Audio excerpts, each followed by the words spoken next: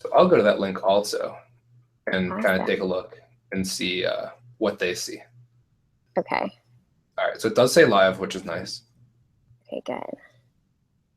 I wonder if they can, are they going to be able to do the chat? And I see we're live, so we are recording.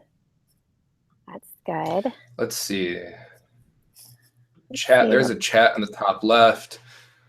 Perfect. Okay, so I've got the group chat open over here. They should have a very similar, if not the, I mean, they're going to have a couple less things, right? They're not going to have screen share or like control room and stuff like that. Okay. Marm. Let's see.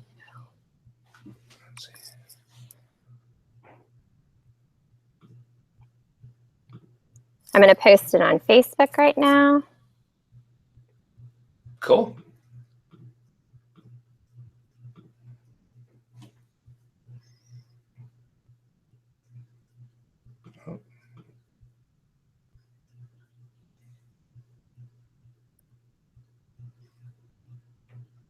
Oh, that's interesting. What happened? I'm not sure if they're going to be able to see it just based on what I just saw. So it says, watch this video on YouTube. Playback on other websites have been disabled by the video owner. Now, I'm not trying to watch it somewhere else. I followed the link that took me to the Google Plus page.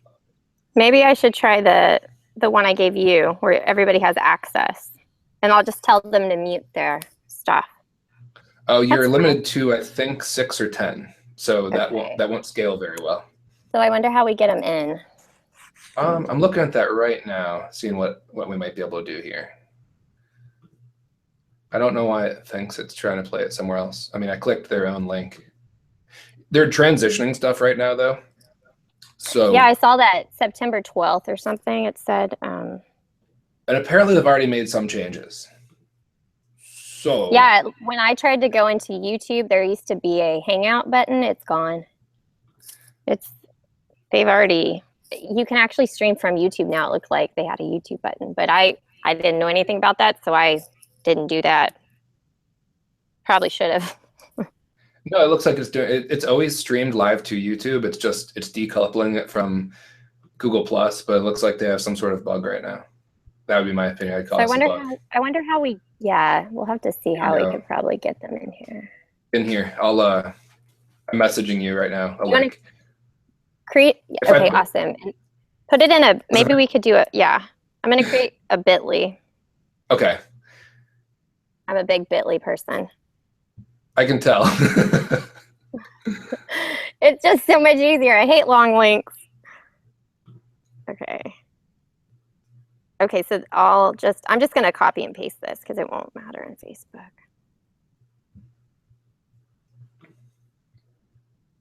Okay. I'm back outside too. I see in my metal barn. It said I had my signal was weak, so that's what I thought. The audio, I was like, "Oh, it's me." Your video is much better right now. That's good. We'll just stay out here. Cool. Yeah. So before I couldn't hear you, but also the video is really choppy. So this is a lot better. Yeah. Metal barn's probably not the best place to. It's probably not the best for signal. And we don't have a router. We just use a hotspot. We have a MiFi thing. Oh. Yeah. Okay. Things like.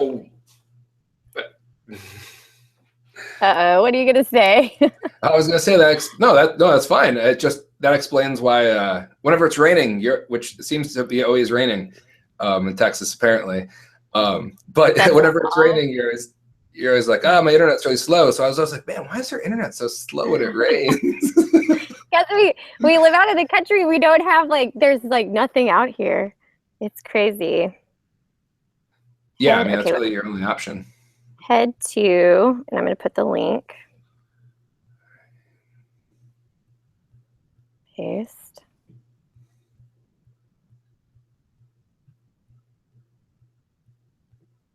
Oh, you know what? I don't know if they're going to be able to. Man, I don't know if they're going to be able to chat on that. Well, which is I'll tell him unfortunate. to post Why questions Okay. in the face. And I'll put post questions in this Facebook post. Okay. That's just what we'll do. And then I can moderate. Okay. This is crazy that they're not able to come into this group chat. That's. And I don't know if I did it wrong. I mean, I wouldn't be surprised because this is my first time to do it. So. No, you definitely didn't do it wrong. I mean, that's why it's posting live onto YouTube and everything. Okay. So you have it like a public Hangouts on air. It's just I've never had it before where it says, this person doesn't let you embed it or whatnot or watch it somewhere else other than YouTube. It looks like we have a viewer. That's good. Let's see. Unfortunately, I think that's me. Oh, well, that's no. I'm sorry. I'm sorry. I was excited. I was like, woo, we have a viewer. Okay. It looks like we had 48 views of my live video. Really?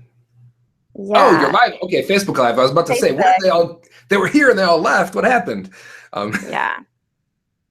Oh, but I think they all went to that one link I told them to go to. But now they're seeming to come over. Okay, good. Good. I'm going to go grab my water bottle real quick. I have my coffee for the morning coffee, but I'm going to go grab my water bottle too. I'll do it right now so I don't have to, And it looks like we've got some viewers coming in. Good. Sorry about the delay, guys. We ran into a few tech issues. Apparently, Google Hangouts and YouTube are changing their strategy. And so it's all going to YouTube on September 12th, and they've already started to transition. So our old tricks are not working. So what we're going to do is I'm going to be watching the Facebook post that I just posted for questions. And then Richie, he'll be right back. He had to grab a water, and he will be answering your questions live. I'm just going to kind of moderate this thing. Also answer any questions directed towards me. And thank y'all for being here. So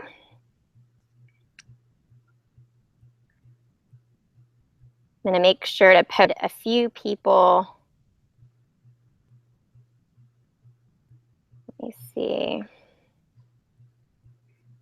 Okay. All right. Looks like we have more people coming in. Hi, guys. All right, we're going to start in just a minute. If you guys have questions, some tech issues, so make sure to post those questions in the Facebook page, and we'll answer them. I'm going to kind of watch that Facebook feed. It looks like we've got about 6 viewers. So, all right, we're doing good.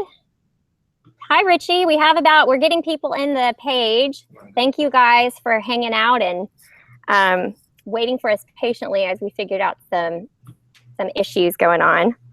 For those that don't know, I've invited today one of the co-founders of Marmalead. His name is Richie Peplin. Gosh, what an awful intro. Sorry about that, Richie.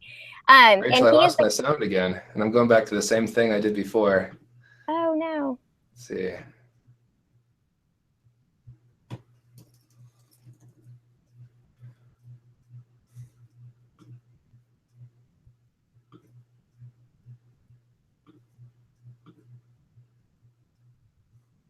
Looks like you're messaging me. Can you hear me? How do I keep losing sound? Can only one of us talk at a time? All right, what did I do?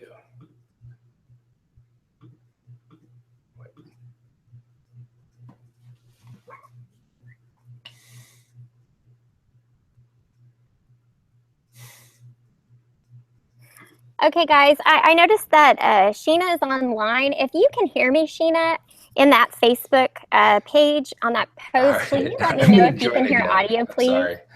I'm playing a test sound through Google, and it's definitely going to the headphones. I don't know why. I don't know what's going on.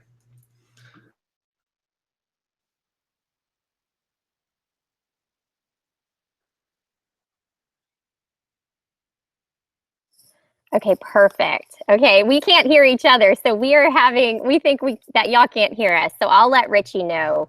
So we're gonna get started because you guys are awesome and are just watching us go back and forth. I am outside. It is a beautiful Texas day. I was in my studio, which is right behind me, and this door back there. This is also inventory, but the metal building was hard to stream from. So it seems to be much better outside. So here I am in beautiful Texas. It's warm and hot and beautiful today. Richie, can you hear us? I can. Yeah, joining Awesome. fixed it. So if you ever have trouble with this, just leave the Hangout and come back. And apparently that solves all your problems, just like restarting your computer. Awesome. Okay, so, and it seems that everybody could hear us the entire time, so that was perfect. So we've got everything worked out. Let's just dive right in. So this whole month, Richie, just to kind of catch you up, has been SEO month in Flourish, and everybody has been rocking it hard. I'm talking hustling, like we've made so many strides. But as we kind of get towards the end, I know that we still have some specific questions that a lot of the users, wanted to answer. And so I want to start with some of the questions that they left in the chat last night, and then also kind of discuss any live questions. That sounds good. You ready? All right, let's do it. All right, so our first question, and of course the sun comes up. I've got to scoot back. This is crazy. This is just crazy. So our first question comes from Michelle, and she asked, when are you all coming out with more tracking sheets, stat sheets, etc.? It's a good question. What type of tracking sheets and whatnot would you like? Or like, what would you like them to do? And then we can get to work on making some new ones or building it into the application.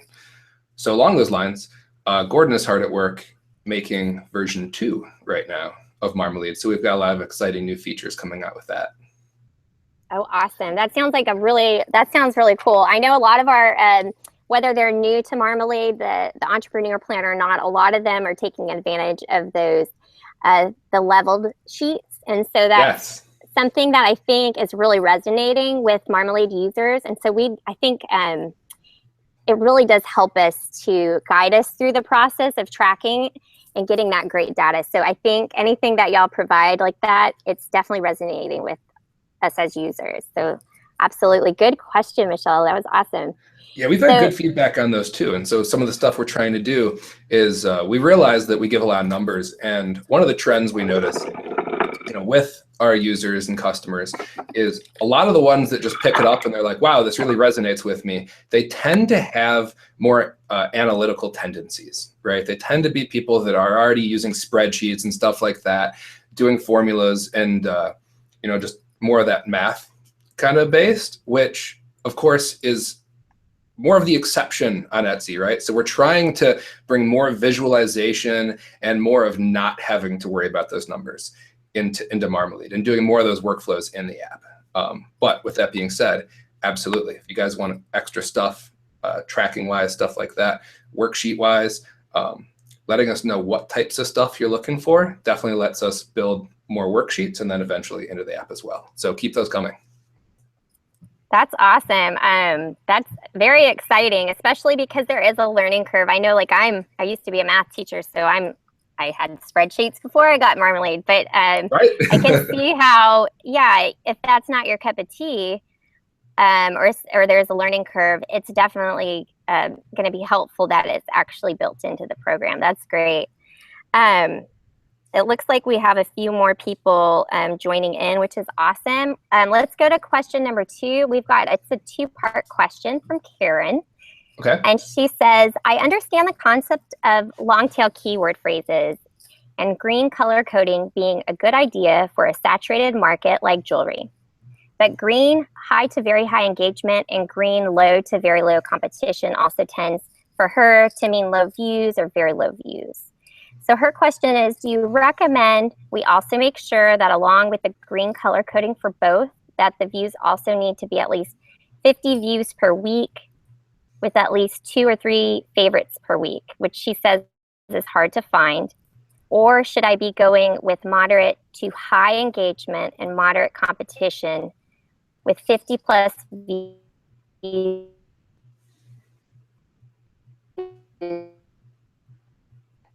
a week, but low views, I pass it up? And I see a lot of this, Richie, in the group. It's I think a lot of people are just trying to find the sweet spot. They're really, I see a lot of questions based around keyword ideation, and also with kind of streamlining that process of what's good versus what's not. And so I think this is a good place to kind of address that. Absolutely. So that's one of those things that's really tough to address as like a hard and fast rule, because you can talk to sellers that are in particular markets and they'll say that, you know, finding something that is green with, you know, 50 views per week isn't enough, right? Or 100. Like these aren't even the best. Like there are better ones. But you find other ones where they struggle to find keywords with 20 views per week and that look good. So it really depends on the market, on the shop. But the takeaway is you're not, let's see, a shop in the one market where it's really competitive and it's hard to find those isn't necessarily competing with this other shop in the market where it's easy to find those. So there's not a hard and fast rule of if you're on Etsy, this is what you need. So that's why we actually scale those traffic light color coding and everything on the Marmalead based on the engagement to the competition and some other factors in there. So we do our best, but it still takes some interpretation and knowing what's best for, you know, your market and your shop based on what you're seeing in the results. So for instance, it's really a game of not beating all of Etsy, but just beating, you know, your market and your niche. So if you have 100 keywords or a pool of 100 keywords, and these are not the numbers you should use whatsoever, but if you have a pool of 100 keywords, you know, the idea is to rank those in best to worst, or figure out the 10 that are actually going to work really well in your business, picking the 10 of them. So it's really all relative to what your options are. You know, sometimes the dream choice isn't what's available, but you still have a pretty good choice on the table. And that's what you really want to do. Awesome. Okay. I think that definitely is good advice from the actual co-founder of Who Invented It. Because there's such a beautiful thing when you get all this data from Etsy, from the API. And y'all, I do love the way y'all have interpreted it for us. It's very user friendly, and the color coding does help. It's very visual. I think that helps people. But I do think as a new Marmalead user, sometimes you think there is a hard and fast rule.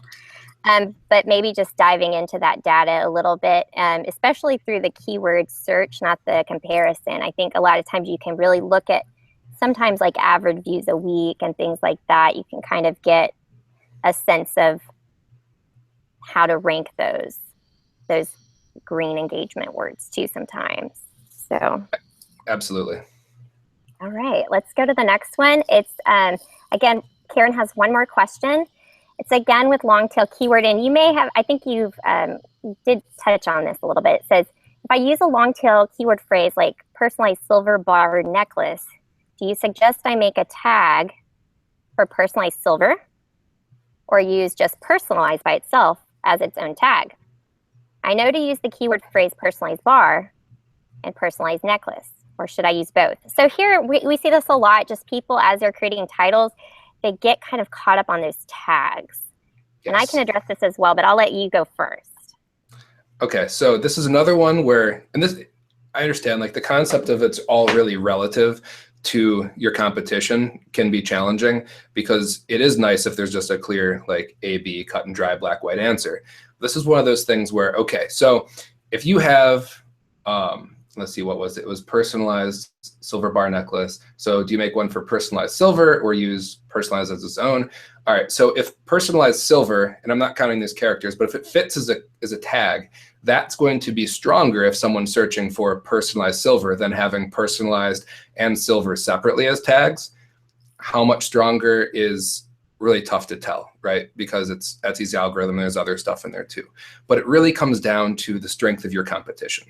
So that's why when I'm doing things like this and making this kind of decision of how strong do I have to be, how optimized is enough for this, is I like to look at that first page of listings and take a look at what those competitors have in their titles and then in their tags. And if they aren't as optimized as you could be, then you can gain an edge by doing that. But sometimes you'll come across a first page of a search term and you're like, whoa, what is going on here? The people that are on the first page are not very well optimized. And that's something where you can start ranking on there. And of course, we know that recency and even sales momentum can be a factor in there. You might not start at that top position, but if you can start making headway and having better optimized listings, you can edge your way up to the top. I think that's great. And I touched upon that in our part 3 series. It was my personal workflow. And we talked about kind of listing strength and how as your listing grows with views, likes, and sales, you get a little edge within the algorithm. Of course, not ever knowing what's really in the algorithm.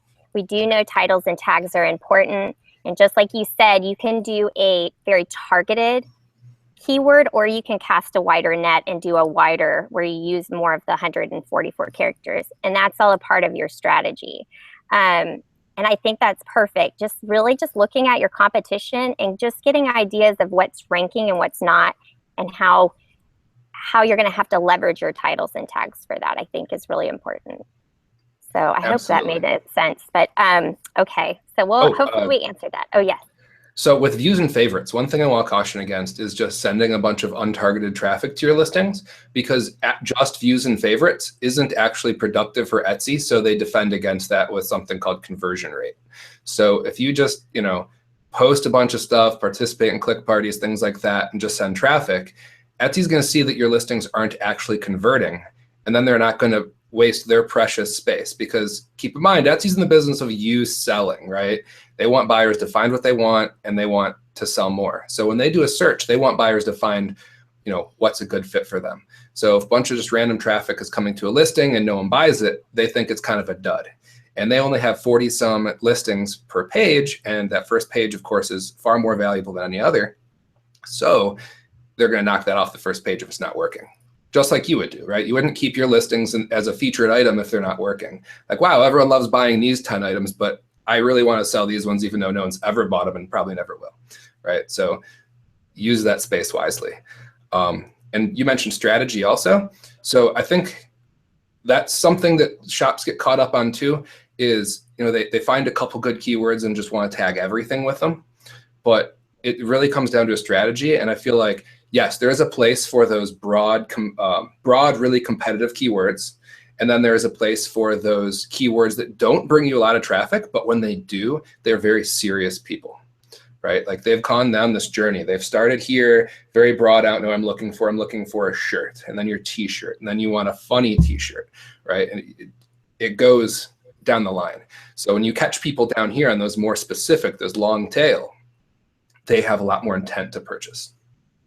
So again, just come up with keywords and then even categorize them as like, these are my broad strategy keywords. These are kind of the middle of the road. And these are people that are like down in their final moments of deciding to purchase. They're really looking for something right now. I think that's such a great point, that when you do have a more long tail keyword, they are further down that funnel. They're ready to really purchase. And we see that a lot with people refining searches. And just like you talked about, I always think of the Etsy as that prime real estate, that first page. It's really like playing Monopoly, right? You want, what is it, Park Avenue, right? Like yes. The only way to get there. Yes, and it is conversion rate. We talked about that in part 3 as well, is just how Etsy's saying a 2 to 3% conversion rate is good, but what we're finding is about 1%, which is easier to remember anyways for math. If you're not a math person, just say for every 100 sales, am I making a sale? Just realize we've been talking to people that sometimes you have to be patient with certain targeted keywords for them to get to that 100 views. Sometimes it doesn't happen overnight, but just really watch and watch for trends and give people what they want. If you're having a 5% conversion rate and you're targeting a word that maybe doesn't drive as much traffic, then you've specifically got the niche down. So think about that niche and think about other words you could be potentially targeting as well. So, Okay, you ready for the next part? Yeah, let's do it. Let's do it. Okay, Patty. Patty says, what helps a listing rank high for a broad keyword? So for a broad keyword, one, you're going to want to, the first part of your title is going to be the strongest for Etsy's relevancy search, right? So that's I'm going to, for the sake of this right now, assume that, everyone knows we're talking about Etsy's search versus Google, and they're completely different animals. They're apples and oranges. So Etsy is relevancy. They look for, does this listing match based on what's inside of Etsy for what the shopper's looking for. They look at the very front of that title, assuming that what's at the front of the title is the most important part. So is it there? Broad keyword, is it there? Is it also in a tag? And do they match as strongly as possible? Okay, but obviously in a competitive keyword, broad keywords are very competitive. So you're gonna have a lot of people that are actually optimizing for that because it's a very large pool of competition. Okay, so the other factors, and some of these are out of your control, but some of them are sort of in your control. So things like conversion rate, right? Having a higher conversion rate is going to give you an edge. More recent. So if your listing has been renewed, or whether it just be you renewing it or it sold and reactivated, this is recency, and it's going to actually help you move up as well because Etsy prioritizes listings that look new and exciting and haven't been sitting around a while. Sales for your shop, sales momentum. We talk to a lot of shops that are like, hey, I can attack these broad keywords with a listing that's doing really well. If I switch it up, they can get a bunch of momentum on a listing for a keyword. It's doing really well. And then they can switch up that listing to target a more competitive keyword and take the first page simply because they've taken a winning listing. It's kind of like moving up on like a sports bracket or something, right? Like if you win all the regular season games, you get to go to the playoffs. If you win enough playoff games, you get to go to the finals.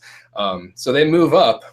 Etsy allows to move up the ones that perform best, and they go all the way up, or to the Olympics, right? Because the Olympics were recently. I should use that. Yeah, there you go. What Yeah, a fail. there you go. Yeah, we in the part 3 video we talked about momentum, and I actually showed them how I actually learned about it, because I had always kind of thought as a hunch it might be something plausible, but then I lived it. It was a blog, a feature. It happened to be a pretty popular blog. I was 9 months pregnant, and I rode the wave, and it did. For that period of time, I could just get ranked for that broad keyword. And yeah, so I definitely think it's something, when that does happen, the momentum happens, ride the wave, and really think about those keywords you want to target. Like, do you want to target maybe a more broad keyword or not? So yeah. Yeah, and I think there's a place in your strategy for all sorts of different keywords. And even something else, not everyone's open to it, but sometimes if your core product, is coffee mugs, since we both have coffee mugs and I need to sell coffee mugs. There you go. This says the struggle is real. Paperberry Press. There's a little promotion. And one of the things that could go well with that is coasters, right? So sometimes people will sell one thing, and they really just want to sell one thing. Coasters, Paperberry Press. And that's a great way to hit adjacent markets and still bring in that same type of customer. Because even though I might not think I'm in the market for a coaster right now, or for a coaster, if I'm looking for coffee mug, I might see coasters. Or if I'm looking for coasters, I might see coffee mugs, which is great because either way they get them into your shop. So sometimes people run out of ideas, or it's a very niche market and they're like, I just don't know how else. They've actually really exhausted the ways to describe it. And if you think you've exhausted it, like, talk to some customers, go to the blogs they read or other websites, see other ways to describe it, because there's definitely different regional differences. My favorite regional difference is the difference between a vacuum cleaner and a sweeper. So in Cleveland, where I'm from, it's always been called a vacuum cleaner, but like an hour and a half away in Pennsylvania, it's commonly called a sweeper. So it's just one of those things. Like if you're just somewhere else, not even that far away, you might be searching for a completely different way. And if I was in the business of selling vacuum cleaners, I would still want to sell to Pennsylvania, even though they call it something different. Such a good point. It's just really, when you target keywords, think outside of your your area of what people call things. So good. That is really good. All right, Kathy. Kathy asks, I sell shredded or cut up shirts. Awesome. So when researching keywords, I typed in shredded tea on Marmalead, and it said there was only 631 results. But if you search it on Etsy, there are 1,499. Would that affect engagement and competition? Or am I missing the reason the two numbers are different? It is like that for a lot of the keywords I tried. Also, I am having a hard time finding keywords, both long-tailed and short, that are all green, and we kind of touched on this, and most of the engagement for the keywords say low or very word. So let's talk about those numbers sometimes when the results, let's talk about that. Okay, so that's definitely a question we get sometimes. Etsy has different results, which was surprising when we first discovered it as well, but they give different results whether or not you are on a desktop or a mobile device, which is funny. They not only give you a different number of results, which you're seeing, and is more pronounced because there's so few listings competing in that, but they also give different ranking. For just about any keyword, you will see a different ranking on desktop than mobile, which I'm not sure why they do it, but it's a fact they do it. And they're going with a mobile first strategy, which, I mean, really, most companies have been going mobile first for a while now. Amazon's even actually encouraging a lot of purchasing through those Alexa devices, those little speaker devices that you sit around your house. Apparently yesterday was like National Toilet Paper Day or something like that. And they were running some sort of a flash sale where Charmin was like 45 or 50% off if you order it through one of those speakers, which I thought was pretty funny. But they're really trying to push that kind of thing. Maybe at some point, Etsy will be selling things through a speaker as well. But for now, they're really pushing mobile device, whether it be the app or just the mobile browser. They already have more than 54% and growing. I think it grew 3% quarter to quarter. But it's growing. So more and more, you're getting traffic to the mobile devices on Etsy, and they're encouraging that. So that's what you really want to pay attention to. Marmalead, we use the API directly from Etsy. API is just a fancy way of saying our computer talks directly to their computer without like a nice interface, right? So you don't like, our computer doesn't like pop up a browser and go to like a developer side of Etsy. It's all, code strings back and forth talking. Like behind the scenes. And their API has always followed what the mobile is, because what it seems like is, I'm not sure if they started like a new search algorithm that they're using for it or something, but sometimes when you do computer stuff, you will either like keep building on the current code base you have, or you will start from scratch and get rid of what they call technical debt. So like all the things that, like if you've ever done like a big spreadsheet and then you get so far into it and you're like, wow, if I was starting over again, I really wouldn't have done it this way because that's a lot more work. Well, with computers, they do that same thing. So it's possible what they did was at some point say, okay, desktop's going to hang out over here. We're going to do a new thing for mobile. We're going to start it fresh over here so we can do it the way we would have done it if we started today. And that's why you'll see a difference. I feel like there's a second part to that question. Sense. And oh yes, there is. Yeah, I think that so what you're saying is like Etsy has one API, correct? Like they release one API. Correct. Yes. And so you're at the beck and call of that API, kind of Marmalead, and everybody. And so it's like if they're trying to reorganize, then but that's good because we're going off of it's straight from the horse's mouth. So I see that that's still the best that you can get. Yes. It's been stable for the past. Correct. Yes, it is absolutely directly from them, real time, and it's been stable for the few years that we've been doing this. There haven't been like any crazy deviations or anything. Awesome. Yeah, so it's been really good. They've been good to work with. They've been good partners. Good. Yeah. And we're glad that they released that API because that gives us a more in-depth look of really getting to target the actual shoppers of Etsy instead of just shoppers in general. So that's nice. Funny enough, a while ago, when we were first kind of getting started, I was looking for, Etsy information, stuff like that, like not the at the surface level type stuff, and checking out like the different beta programs they'd run before, or like test pilot type programs they've run. Because in the forums and stuff like that, the forums, they have the discussions in the forums, but there's groups that are actually set up by Etsy product managers. And one of them was for something that had sort of Marmalead type intents, right? And it was a couple years prior to when we even started it. And it was basically like a seller, stats, not stats like shop stats, but like, this type of thing, like targeting engagement type stuff, like helping sellers find good keywords. But they actually ended up scrapping it because for them, less than 1% of sellers were using it, right? So big company wow. Etsy, they didn't have the resources to keep working on it. And 1% of, the 1.7 million is actually quite a few, right? That's a lot of people. Well, I guess it's not a ton of people. It's a lot of people. But for them, they need a lot of people. Like they need a majority of sellers to use it. So they would need like 800-some thousand. And it takes a lot of energy to, address all the different questions and really build understanding and everything. So I definitely see why, at scale, that was tough for them to do.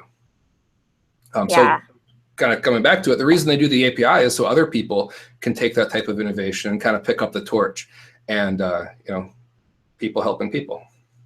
Yeah, like I know we have a Flourish member, Natwar, and he uses the API too, but he uses it in a completely different way for a different tool. So I think it's very innovative. It allows other people with the knowledge and know-how to build a resource that is hubbed around.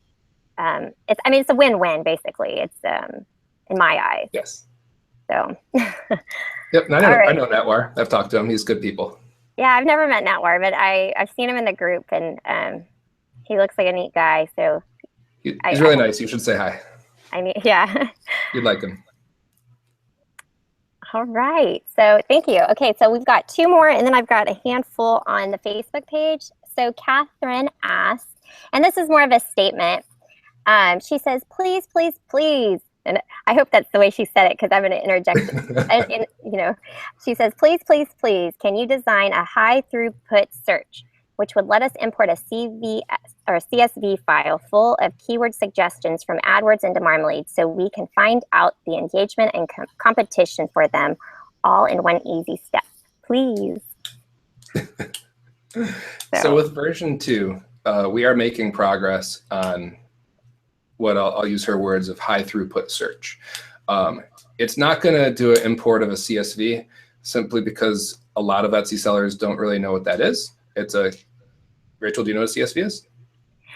I know when I have to do my taxes and I have to get on Etsy, I have to get a CSV file, but then I just give it to my accountant and I don't know what to do with it. So no. It is a specially structured document. It's pretty standardized, so it's been standardized for a long time, but it's a specially structured document. It stands for comma-separated values. So basically, like when you open up a spreadsheet and there's a bunch of columns and data and rows and stuff like that, well, they separate that all out with commas. So it's a comma-separated value.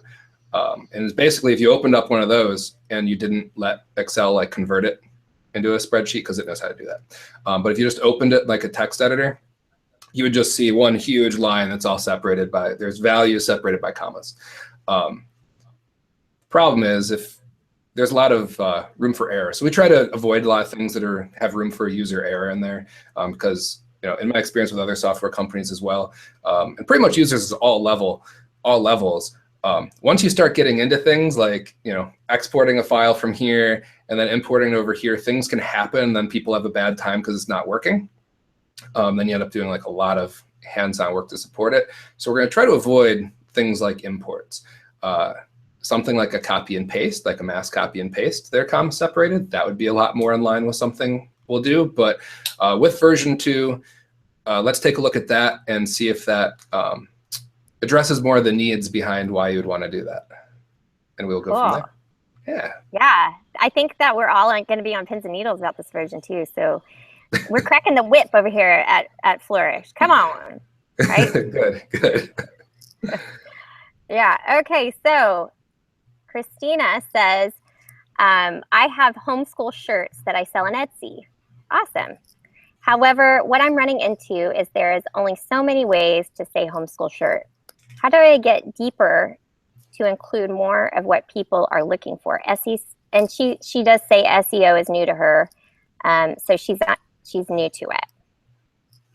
Okay, so if your business is entirely homeschool shirts, is that what customers are referring them to? So as soon as I'm hearing homeschool shirt, I'm almost thinking like a uniform, but you'd probably be. I'm probably wrong, right? That's what I'm thinking, because I'm thinking homeschool shirt, or I'm thinking like school shirt, stuff like that. Something kind of specific. I'm thinking almost uniform. And even though that's wrong, people might be searching for that type of thing. I'm not sure. But what I would do is start finding out what your customers are searching for, or what they would describe it as aside from homeschool shirt. And if you really do exhaust it all, and there's really no one searching or no one describing it in any other way other than homeschool shirt, then I would almost look to see what else you can offer almost accessory wise in your shop, like adjacent type items. So people that buy homeschool shirts also buy this.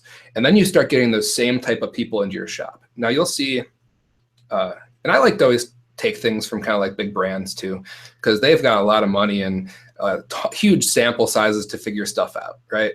So if you go into a store, like a big brand store, and you notice how they have all these little things hanging out around the shopping counter, right? Because they want you to add these little extra things to the shopping cart as you go through. And anybody that's worked in retail knows this, because they train you on all that too, and the shopping cart and all that other fun stuff. But even notice where they position other things around the store. You're looking at shirts, and what do people that need shirts also buy? Well, they buy pants, and then there's like these cute little sandals down here and all this stuff, right?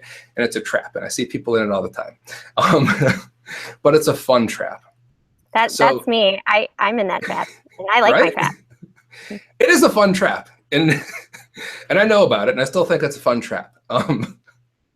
As long as you're having fun, then there's this quote about like time wasted enjoyed is not time wasted, and I like that. I like that. Yeah. Yeah, that's good. Yeah, as long as you're aware of it and you're doing it because you want to. And I follow like different like productivity blogs and stuff like that. And that's actually one of the things I read was that the one guy, he plans into his day 30 minutes of watching Netflix, just because he enjoys it. And that's part of his productivity is for 30 minutes, this chunk, he's going to go force himself to go watch some Netflix. I like that. Right? Yeah. I think that you have to, I'm a very, I have to reward myself every now and then. I'm one of those have to build it in too, because I'm lazy. So can't be productive all the time. That's perfect.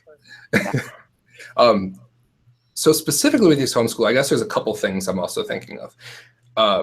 One, I would use the different tags and whatnot and see what other sellers on Etsy are doing, right? But I'm not sure how big of a market is. So I'm thinking you're also going to want to go off Etsy to get some inspiration as well. So talking to customers. I'm assuming that if you're doing homeschool shirts, you have some sort of connection to a homeschool community. So I would definitely talk to people about this and find out what else they're calling it.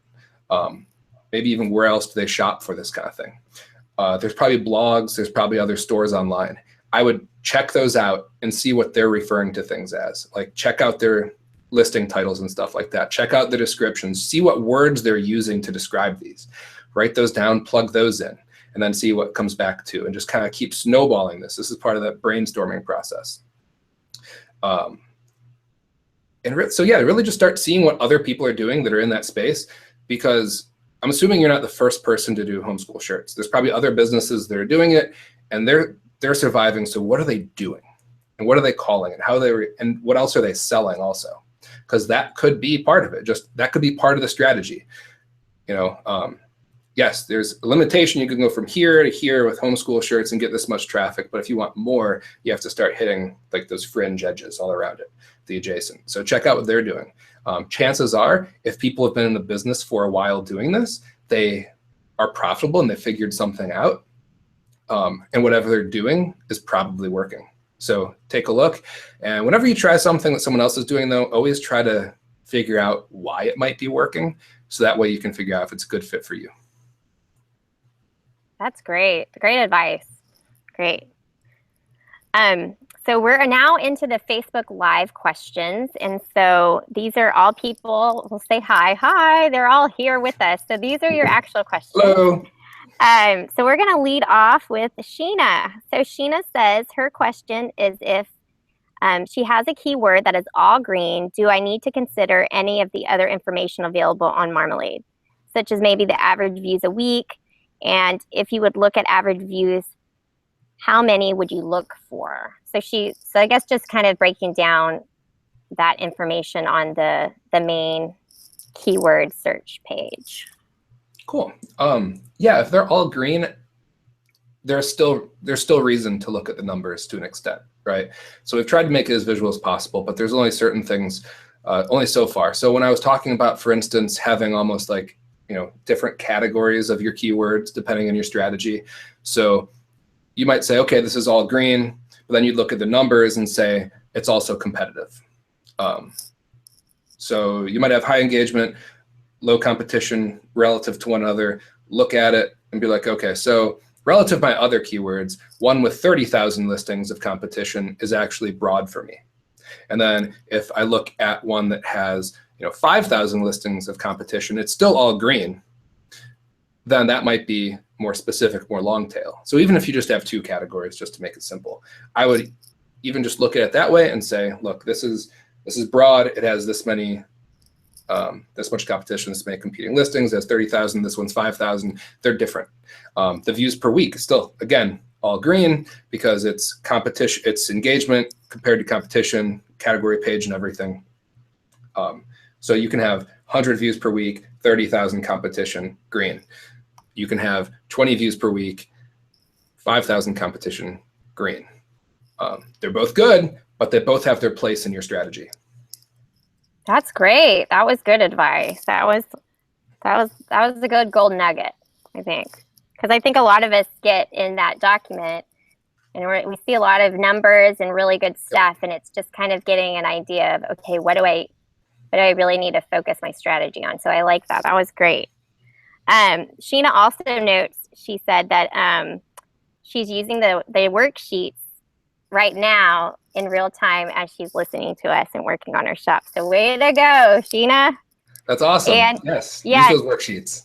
She also says a worksheet for the research part of creating a new listing would be helpful. So maybe just walking them through when they create a new listing, that would be really good. Write that in your notepad. I know you have one back there.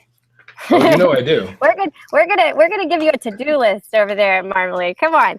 So yeah, so that's a great idea. I think too on the SEO side of Flourish that our SEO team on Flourish could work on that as well.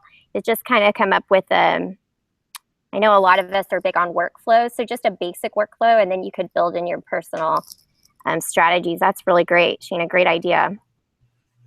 Our next question comes from Johnny and Jenny, and it says, are conjunctions such as and, the, for important in keyword phrases? This is a good one. So. Well, I don't think they're important. I think those words actually get removed from search. They get removed from Google, and I believe that they're actually removed from Etsy when the machine looks at them. They remove that. Oh, there's another word aside from conjunctions. I don't remember what it is right now, but they basically remove those as like really, really common words, and they look at the bigger pieces. For human readability, that would probably be important though.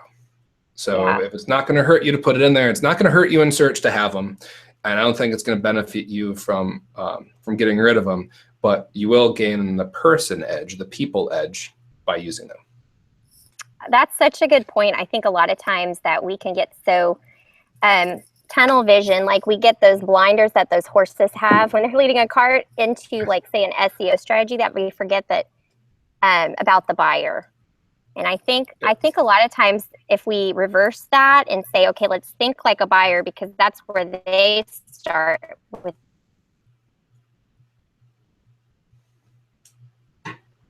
SEO, it makes more sense. So like if you use, like a lot of times I'll use adjectives in front of my noun, things like that. I make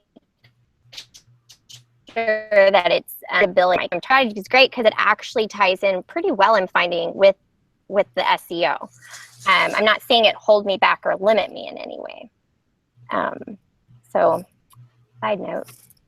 Yep. I always like to put myself in the buyer's shoes, or like whenever you're trying to figure something else like that out, whenever someone else is looking at it, try to put yourself in their shoes. And that includes like assessing competition and stuff, right? So do a search, look at the competition on the first page and think, so if I was somebody looking at this search page right now, what am I thinking? Look at the other photos. Are these photos good? Are they engaging? Can I do better? How can I differentiate myself on this first page? How can I, because even if you get on the first page, sometimes people tell us that too. They'll say, hey, my listings are on the first page and I'm not getting the views. I'm not getting the engagement. You know, what's going on? Well, there's also like, 40 others on the front page too. So I don't know a lot of people that when they're shopping, they click every listing and just, kind of click next through it. They're going to get there. They're going to see 40 some options, but you have to, the first page is really kind of like your admittance into the event. And then you still have to compete because somebody still has to say, okay, out of these 40 that are considered top results, which ones are most engaging to me? So maybe I'm going to click 5, right? But not 40. So you have to be like a top 5 or top 10 as far as most interesting on that page. Catch my attention with your photo. So I click it. And then once I click it, yes, you got the view, right? But to get things like the favorite and stuff like that, that's when you're going to do the copywriting and stuff like that and having lots of other engaging pictures and really drawing me in. And then maybe you go to your shop and just hang out there instead of going back to the front page even. So that's almost, again, like get in the buyer's head, figure out what they're going to do and think about how you shop. Absolutely. And I think a lot of times I always call it the first yes. So once you get on that sweet spot, and if you can get on page 1 for your targeted keyword, wow, just get that first yes, whether that be a click through or now you can just click that little heart in the top. And I always tell people it's not really an SEO problem if you have, if you're on a really engaging keyword on page 1 and you're not getting, not seeing the numbers, you're not seeing conversion rate for one, but even views and favorites are down, it's probably something else within the funnel, which is probably that engagement piece, pictures, it could be price, you could go on. And I'm not a marketing expert, so don't talk to me about that. But I do know that, like I do know that's a part of it. So absolutely. Yeah. I don't want to seem one-sided and think that SEO is the only thing, that there is, because it's not, right?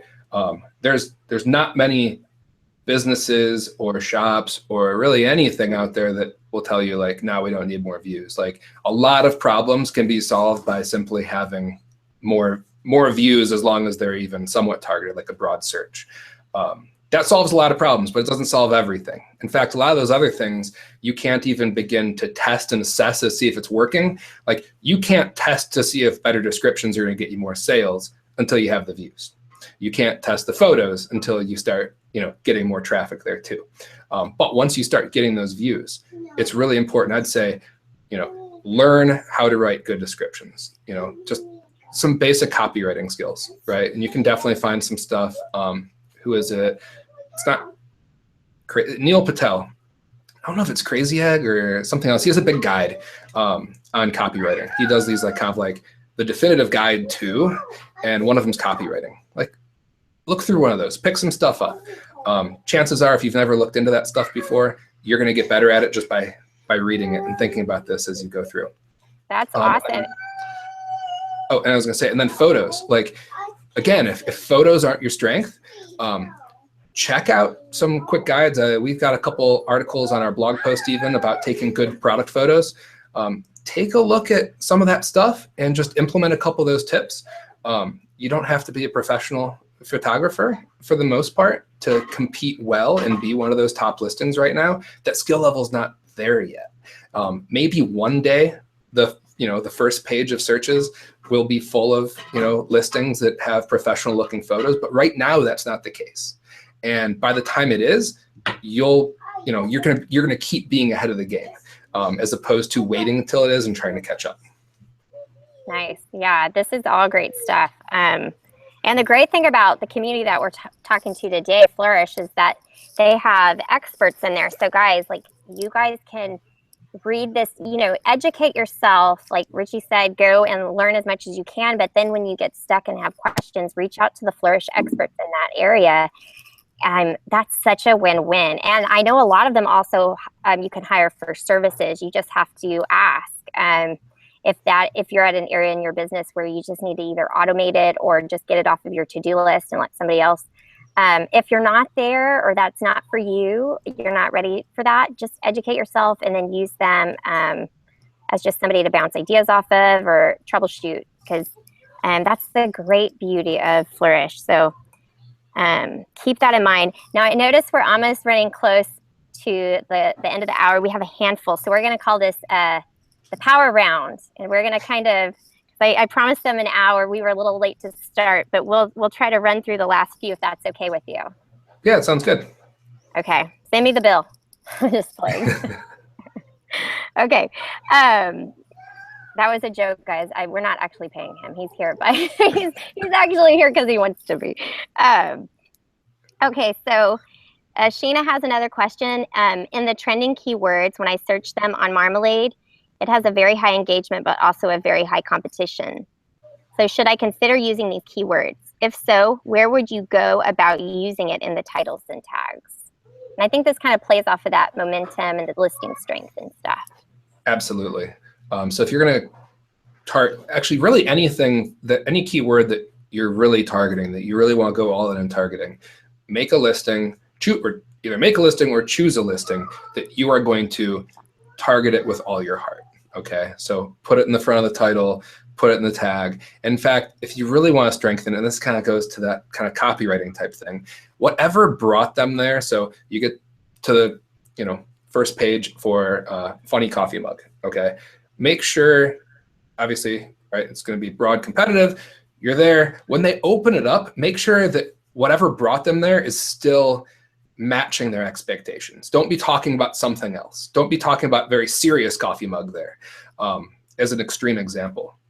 Other examples are, when you're browsing around online, you do a search for something, you click it, and it's called clickbait, right? There's a headline, and you think, this is what I'm looking for, and then you open it up, and it's something totally different. Don't do that to people. People want to click it. This looks what I search it. I click it.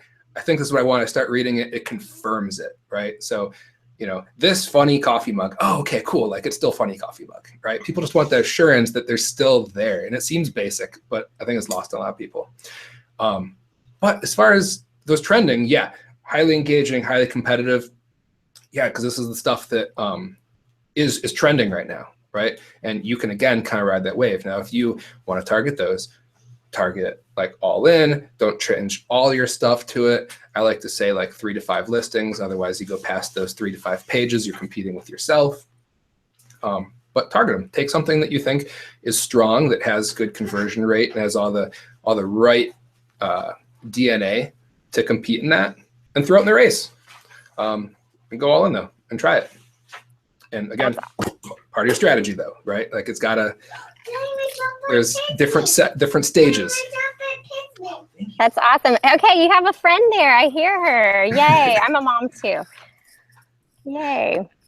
Yeah, she's reading a photography book, it looks like, actually. Yay. Yeah. I've got, since it's Saturday, my husband's inside. Obviously, I'm outside, or I'd be inside. And you guys, it would be crazy. It's crazy loud inside. You don't want that. Your kids are good. Well, you have more of them, so it's not really fair.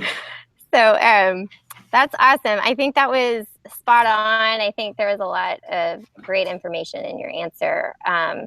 Lots of things to think about when you're really trying to target those more competitive keywords that you feel like you're ready for. That's great. And just testing. I know a lot of times, and this is just something to address before we go to the next question. I feel like we get this a lot in Flourish, and the question is just about when you do change your titles and tags, that it is happening in real time.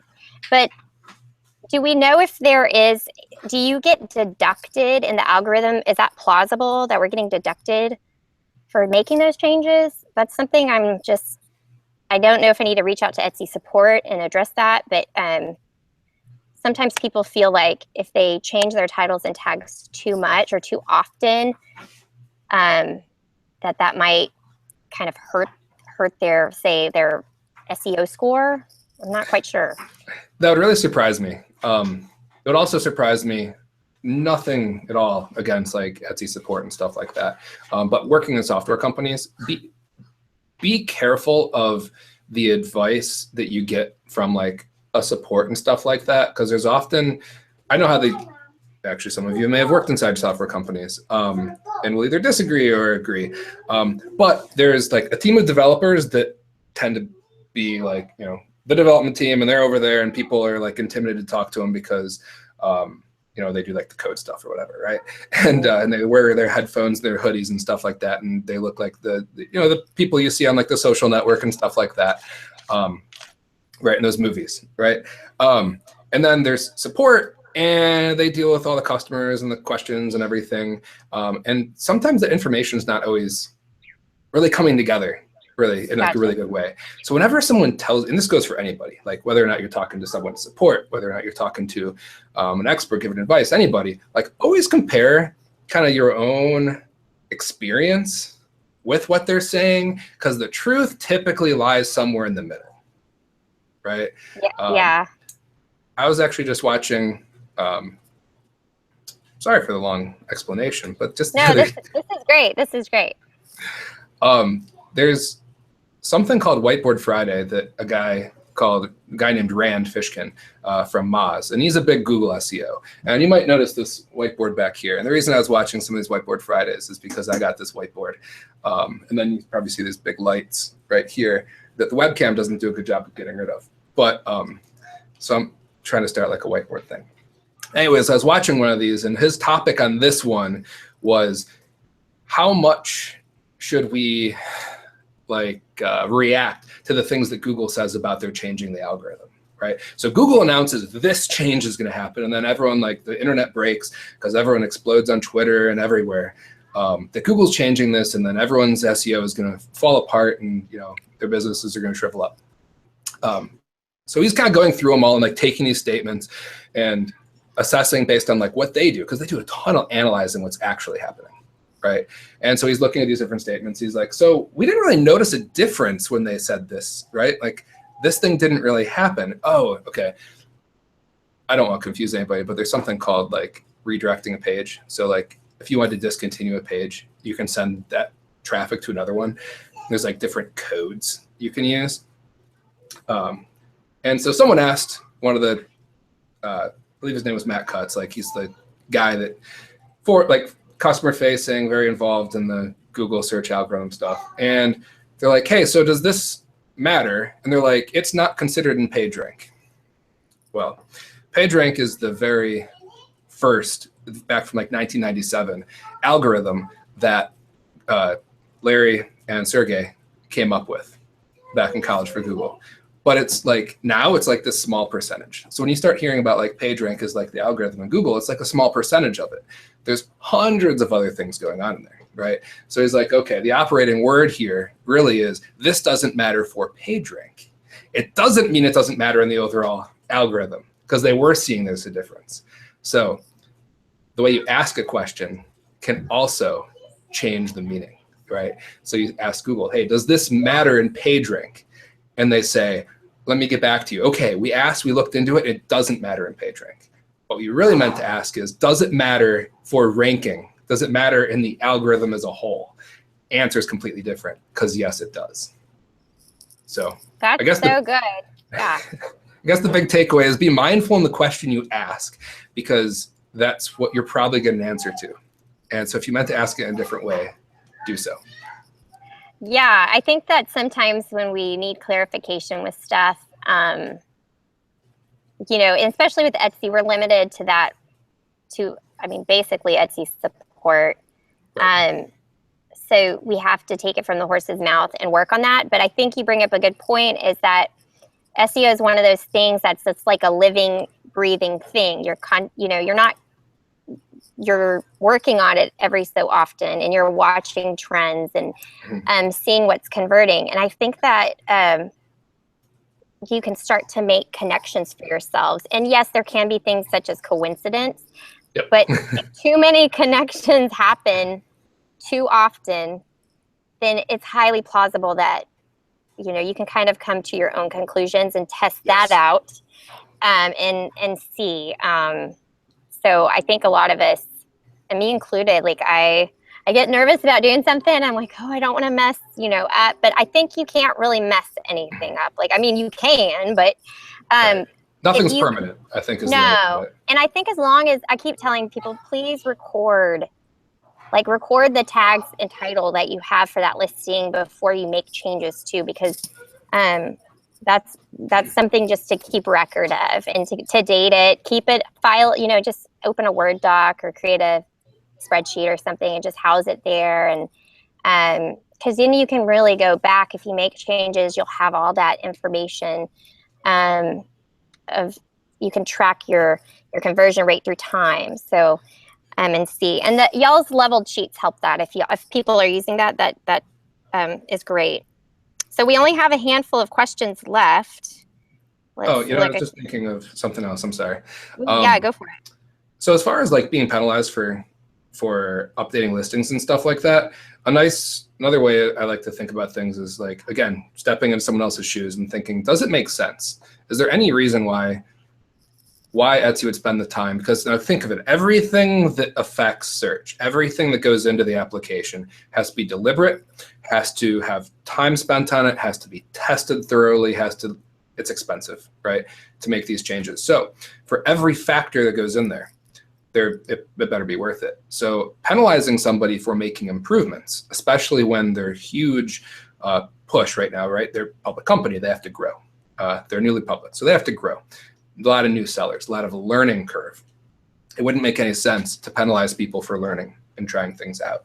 And so not only would it be punitive, which isn't really that motivating to begin with, especially with all the seller attrition they have, just because businesses fail, right?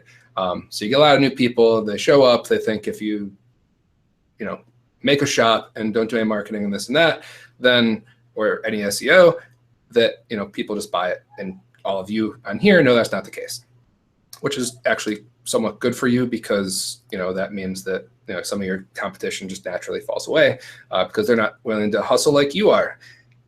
Anyways, always think about that stuff. Doesn't make sense. Just like the reason, like, why would conversion rate matter? Well, because they want people to sell, right? So always keep in mind that, like, whatever they're going to do is going to be so that more listings sell.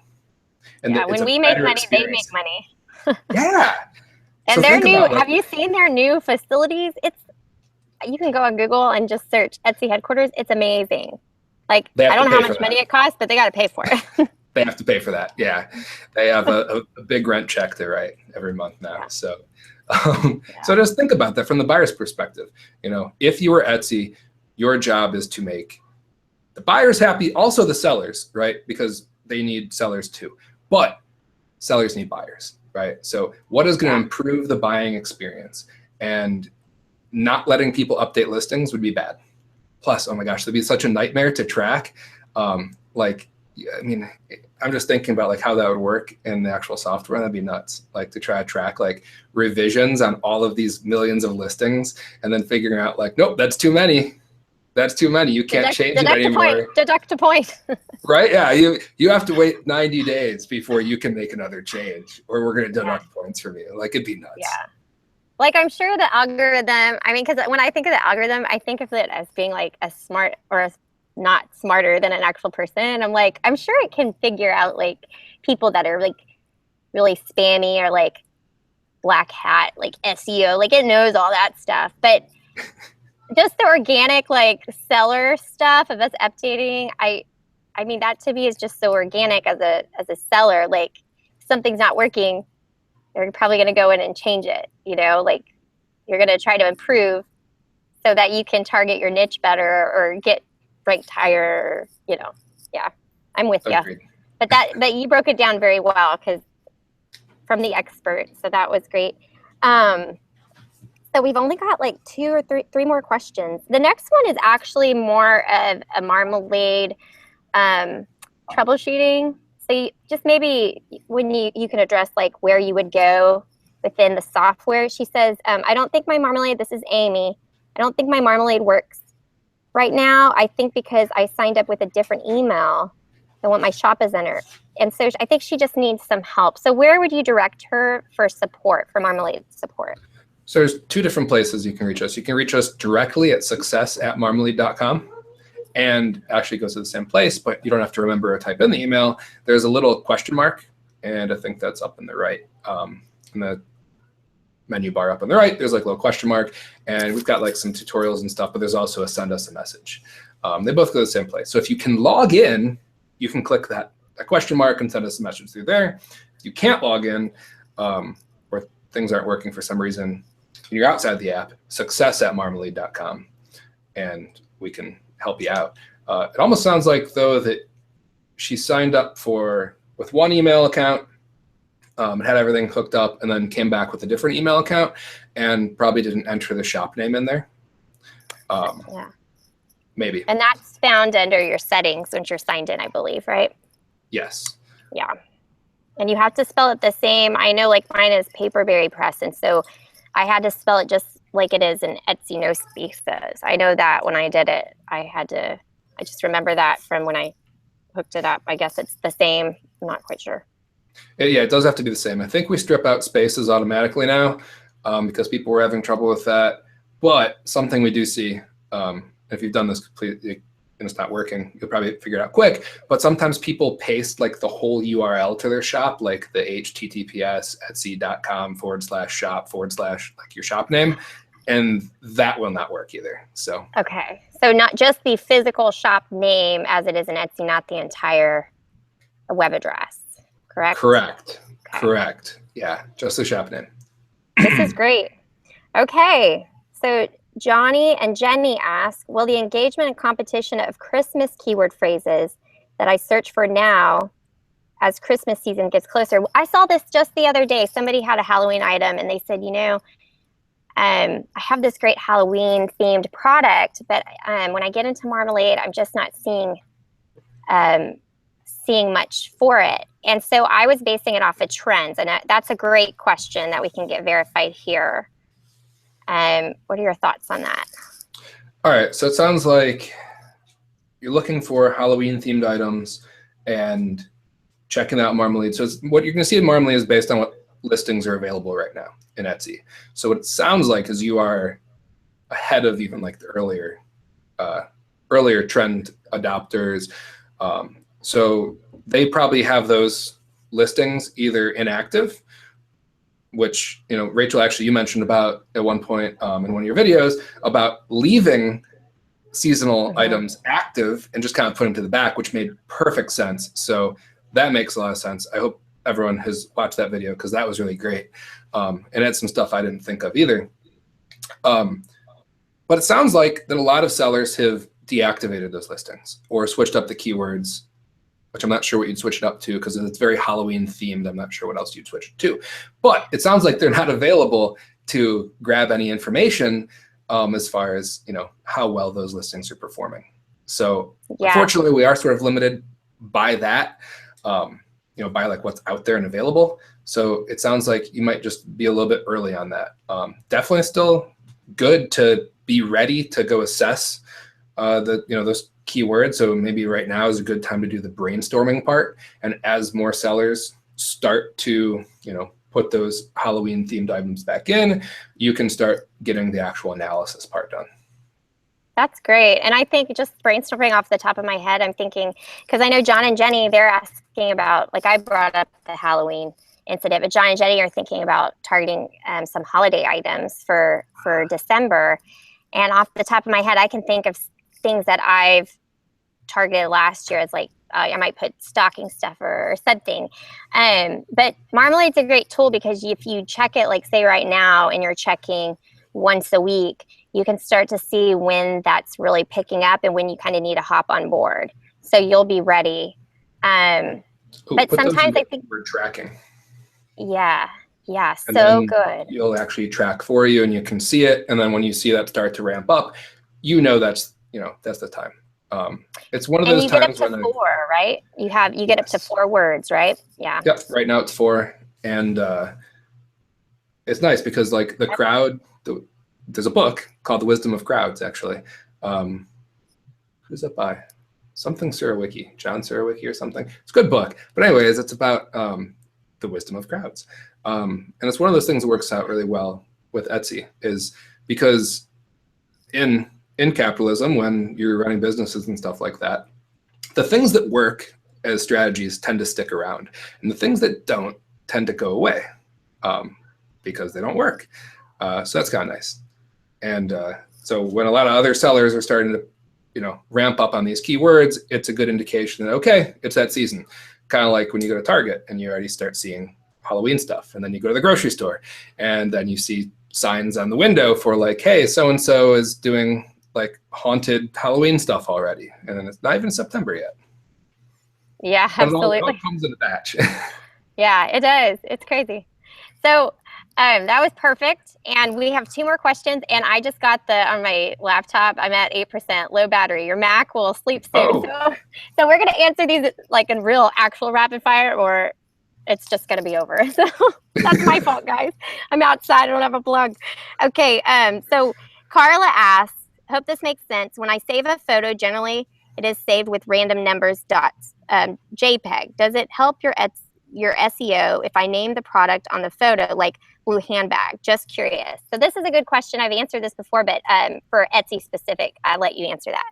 So that's a good one. So for Etsy, it doesn't make a difference. And actually for Google, I believe that Etsy renames those photos when you upload them. Yep. So they actually destroy any work you've done. Yep. Alt tags and all, everything. They nix it. But if you do want to participate in Google, there's a place you can go within the seller settings. I'll have to look. But you can select, I believe it's under promote. You can select them to promote your stuff on Google. And so they kind of do the legwork for you. I get some of my views that way. And it's free. So I will link that in the SEO event. So yay. Okay, Vicky, last question. Are you ready, Richie? This is the grand finale. Vicky, is it necessary to repeat a keyword such as fall front door wreath, outdoor decoration for fall, since I already listed the word fall? Are we talking about like in titles or in? So it looks like it looks like her. I think that's what she's talking about. Let's assume that these are both titles and tags. I mean, they're a little long for tags, but her first one would be fall front door wreath. Fall front door wreath. Okay. And then outdoor decoration for fall. And so I guess she's asking, is it necessary to repeat the word fall? Is there an advantage to that? Is she getting deducted? Should she be targeting something else? I mean, is it just a part of her strategy? What would you say? It's going to be stronger if she does repeat fall, if she's looking at it in terms of search phrases, right? So I like to break things up into chunks and search phrases. So that front part is like one search phrase, and that'd be your primary search phrase that you're targeting for that keyword. The next one is the one you're targeting secondarily, right? So it's a weaker targeting.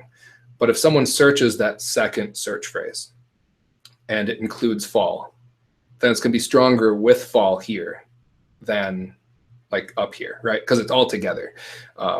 It's the way that you would read it, and it's the way that the machine will read it too. Even though fall is up here also, if you read it together, just kind of like earlier we had personalized silver, I think it was personalized silver, but regardless, like personalized silver as a search term is going to be stronger match to something that has personalized silver as one tag versus personalized as one tag, silver as another tag. And Rachel, you have frozen. Uh-oh. Rachel just messaged me. And oh, okay. She says she wants me to say goodbye for you. And also because it's time to flourish. And will you be able to end the recording?